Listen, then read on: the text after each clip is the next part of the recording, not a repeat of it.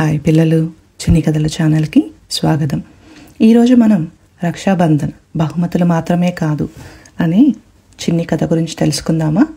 రక్షాబంధన్ ఉదయం రోజు చిన్నారి అను తన అన్న అర్జున్ దగ్గరకు ఉత్సాహంగా పరిగెత్తింది. ఈసారి నాకు పెద్ద బహుమతి కావాలి అనింది. ఆమె ఉత్సాహాన్ని చూసిన అమ్మమ్మ మృదువుగా అడిగింది, రక్షాబంధన్ ఎందుకు జరుపుకుంటామో తెలుసా? అను నవ్వుతూ బహుమతులకే కదా అంది. అమ్మమ్మ నవ్వి, లేదు బంగారం, ఇది సోదర సోదరీల ప్రేమ, రక్షణ, విశ్వాసం కోసం కట్టే పవిత్రమైన తీగ అంది.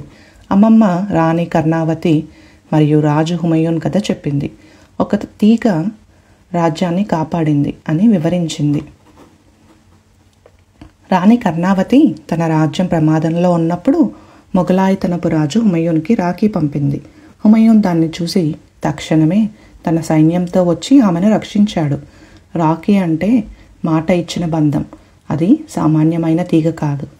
అర్జున్ కూడా ఆ మాటలు శ్రద్ధగా విన్నాడు. అను కళ్ళు పెద్దవయ్యాయి. ఇది బహుమతుల కంటే గొప్పదని ఆమెకు అర్థమయ్యింది. అను, బహుమతులకే కాదు కదా అన్నా, నువ్వు నన్ను కాపాడటం, నేను నిన్ను ప్రేమించడం, అదే అసలైన అర్థం కదా అంది. అర్జున్ ఆమెను కౌగిలించుకొని, ఎప్పటికీ నిన్ను కాపాడుతాను అన్నాడు. ఈసారి అను ప్రేమతో రాఖీ కట్టింది. నాకు పెద్ద బహుమతులు అవసరం లేదు, నువ్వే నాకు పెద్ద బహుమతి అంది. వారిద్దరూ నవ్వుకున్నారు. అమ్మమ్మ ఆశీర్వదించింది.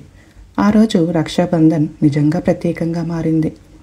రక్షాబంధన్ అనేది బహుమతుల కోసం కాదు, సోదర సోదరీల ప్రేమ మరియు రక్షణ కోసం కట్టే పవిత్రమైన బంధం. ఇది ఇవాల్టి మన చిన్ని కథ. వచ్చే వారం మరొక చిన్ని కథతో కలుస్తాను.